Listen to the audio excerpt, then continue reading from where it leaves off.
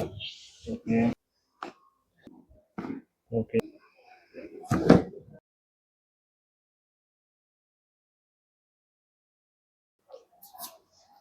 જો તો માતાજી કેમ લાગે હવે?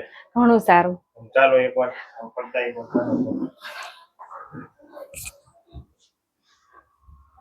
એકદમ હળવું થઈ ગયું. એમ હા, અહીંયા આવી ત્યારે બહુ દુખાવો હતો.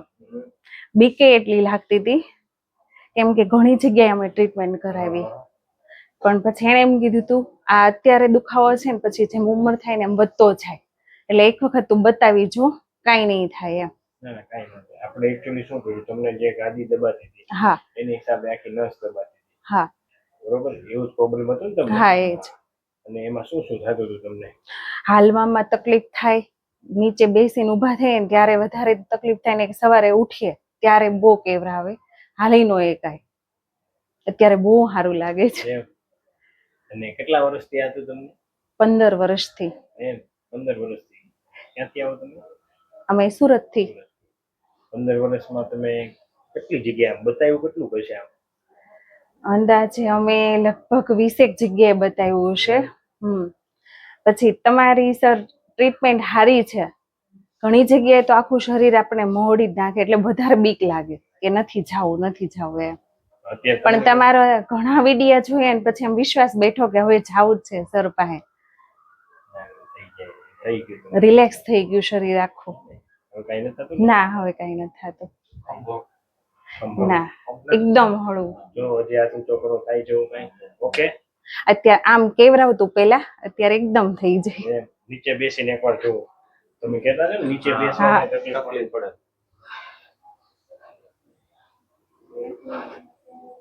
હા એકદમ રિલેક્સ. અહીંયા વધારે દુખાવો રહેતો હતો ગાદીનો. ના કાંઈ નથી થતું. રેડી એકદમ. અમારે અહીંયા લગ્ન કરવા આવવાનું હતું ને સર, એટલે મેં 1.5 મહિના પહેલા MRI કરાવી નાખ્યો. મેં કીધું પછી સર એમ કે MRI કરાવ્યો તો આખો દિવસનો ટાઈમ નહોતો મારા પાસે. હા એટલે મેં કીધું વહેલા જ કરાવી નાખ્યો. પછી MRI કઈ ગયો એકચ્યુઅલી તકલીફ કેવી હતી? આપણે તમારો પહેલા MRI એક્સરે જોઈએ આપણે. તો જો આમાં છે ને તમને આ L4 L5 ને S1 L5 S1. હા બરોબર. આમાં ગાદી તમને દબાઈ જોવાય દેખાય. હા હા. આ ગાદીને હિસાબે તમને આખા પગમાં ઝંઝાટે આવે, નવ કમ્પ્રેસ થાય. અને સાયન્ટિકનો અમુક ડોક્ટર એમ કે સાયન્ટિકા છે, અમુક એમ કે ગાદીમાં સોજો છે, અમુક એમ કે ગાદી બહાર વી આવી છે, અમુક એમ કે ગાદી ફાટી ગઈ છે, બધું ઘણું બધું. પણ એ થઈ જાય 100% વગર ઓપરેશન. અને તમને કઈ તકલીફ થયા વગર. બરોબર. અને દવા ઇન્જેક્શન ઓપરેશન વગર તમને અહીંયા એવું કઈક આપ્યું? દવા કે કઈ ગળાવી તમને? કોઈ વસ્તુ નહીં. બરોબર. હવે કઈ થાય તમને? ના. રેડી ને? રેડી. Thank you. અમે સ્પાઇન કેર ડોક્ટર હોય ને, કરોડરજ્જુ એની ઘણી દવા લીધી, એનાથી કઈ ફરક ન પડ્યો. દવા લ્યો ત્યાં સુધી સારું. અને પછી આ તમારો વિડીયો જોઈને પછી આવ્યા અમે અહીંયા. એને તો અમને એમ કીધું તું થોડો ટાઈમ તમે ખમો પછી તમારું ઓપરેશન આવશે. હા, કેમ કે દવા લેવા ત્યાં સુધી તો એકદમ રેડી. દવાની જેવી અસર પૂરી થાય ને એટલે દુખાવો ચાલુ થઈ જાય. એકચ્યુઅલી આમાં છે ને પેન કિલર પીવો ને ત્યાં સુધી રાહત રહે. જ્યાં સુધી ગાદી અંદર ન બેસે જેની મૂળ સ્થિતિમાં, ત્યાં સુધી તમને પેન થયા. હા બરોબર, થયા રાખે. અને પછી એમ કે તમે આરામ કરો. તો હવે આરામ કઈ રીતે કરે? ઘરે છોકરા ભણતા હોય, સ્કૂલ, ટ્યુશન, ધંધે જવું. પણ તમારે આરામમાં થોડું ધ્યાન રાખવાનું. ધ્યાન રાખો ને તો ફરીવાર આ તકલીફ થાય નહીં. તમે જેટલું ધ્યાન રાખો એટલું જલ્દી રિકવરી ફાસ્ટ રહે. અને એકવાર તમે 3 થી 6 મહિના જો આને વ્યવસ્થિત ધ્યાન આપો તો ફરીવાર થતું નથી. મારી પાસે જેટલા કેસ આવ્યા છે એમાંથી 90 થી 95% લોકોને ફરીવાર ફરિયાદ નથી થતી. અને એમાં વિડીયોમાં પણ નંબર પણ હું મૂકું છું દર્દીના. મારી પાસે 1.5 થી 2 વર્ષ પહેલાના જે હારા કરેલા છે એનાય નંબર છે, અને હજી એને કઈ તકલીફ નથી. અમે સર તમારો વિડીયો જોયો, 20 વર્ષ જૂના જેને કમરના દુખાવા હતા ને એને મટી ગયા ને, એટલે તમને વિશ્વાસ આવ્યો.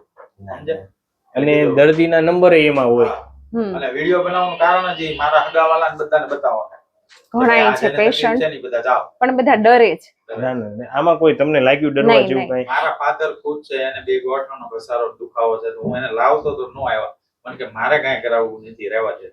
ના ના, આમાં કોઈ ડરવા જેવું કઈ છે નહીં. મારા ફાધર ને બતાવો છે, એને એકવાર લાવવા. ટૂંકમાં પ્રોપર ગાઈડલાઇન્સ હોવી જોઈએ હમ. કે ભાઈ ના ના આ રીતે આવડવું જોઈએ. પછી હા. તમે આમથી આમ બધા પાસે જાઓ. તમે કેમ કીધું હમણાં તમે કઈ ગયા હતા ને તમને દુખાવો વધી ગયો, વધી ગયો છે. આ ખંભાનો દુખાવો સર અમારે હતો નહીં પણ ઈ એમાં જ આવી ગયો.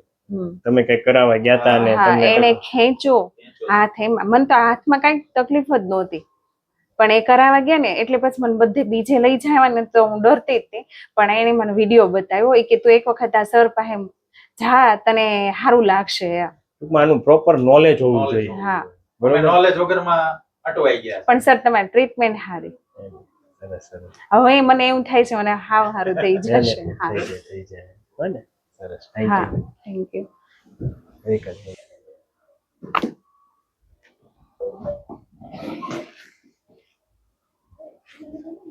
અહીંયા દુખાવો થાય માં? હે? હા જો આ દુખે હા. તો એ લૂઝ રાખજો હો. ઊંડો શ્વાસ લ્યો માં, છોડો. ઓકે.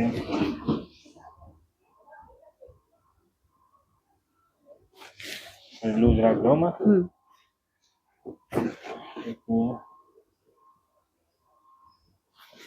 એક મિનિટ લૂઝ રાખજો.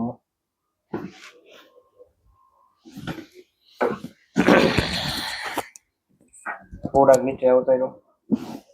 થોડાક નીચે, હજી નીચે. બસ ઓકે. શરીર લૂઝ રાખજો. હજી થોડાક નીચે વ્યો. શરીર લૂઝ રાખજો માં.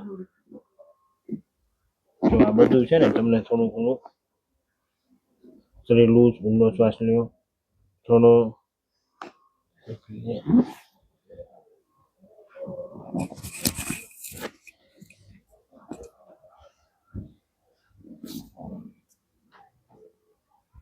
શરીર લૂઝ રાખજો માં.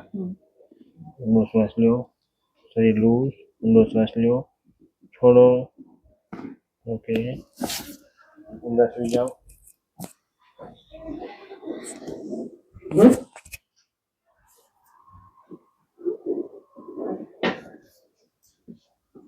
યાર પાછળ જવા દો. વાંચવામાં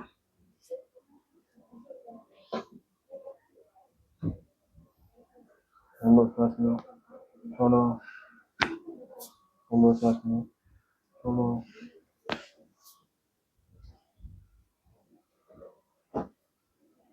શરીર લૂઝ રાખજો માં. ઊંડો શ્વાસ લો છોડો.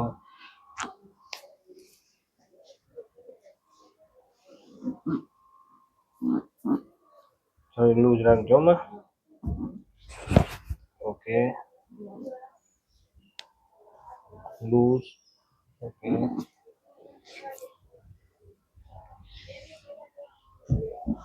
શરીર લૂઝ રાખજો માતાજી. લૂઝ. આ ઢીલું મેં ગયો. મારી બે પડખું ભરી જાઓ. થોડા આવતા રહ્યો.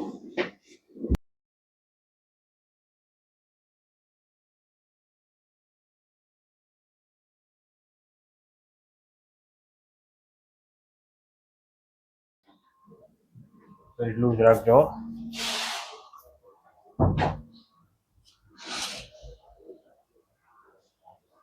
થોડા વયો. નીચેનો પગ સીધો કરો માતાજી. આમાં બોડી શરીર હાવ લૂઝ રાખવાનું. હાથ છોડવાનો નથી. ઓકે. લૂઝ. ઓકે. ઓકે. હજી એક વાર. Loose loose loose. ઓકે. સુઈ જાઓ.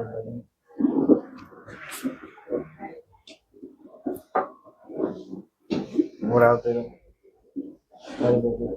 નીચેનો પગ સીધો કરો. નવા બાજુ પકડો. નીચેનો પગ સીધો કરો. Loose loose loose. ઓકે. નીચેનો પગ સીધો કરો. ઉપર ઉપર ઉપર ઉપર. વાંધો નહીં. ઓકે. બસ ઓકે. Ready done.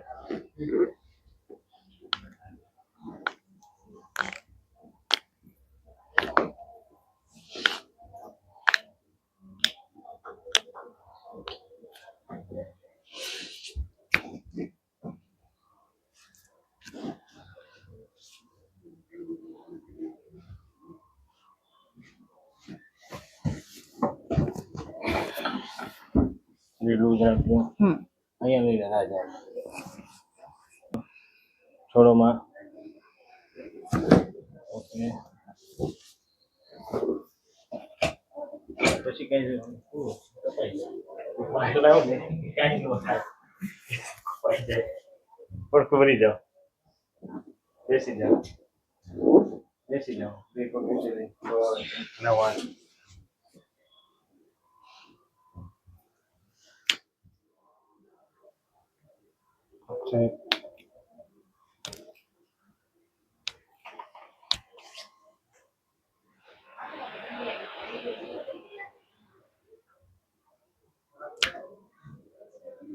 લૂઝ રાખવું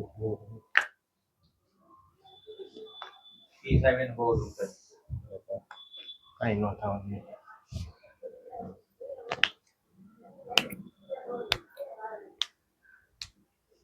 લૂઝ